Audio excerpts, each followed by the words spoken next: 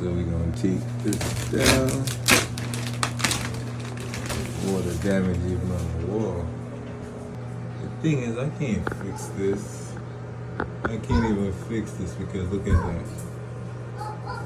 You know.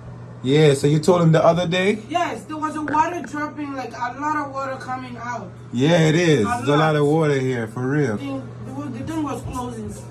I didn't know there was water coming out again, you know? Yeah, it's water here, so I can't even make this patch.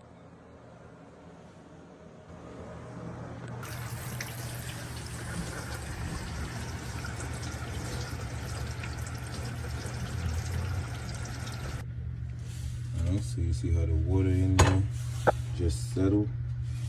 It usually trap a little.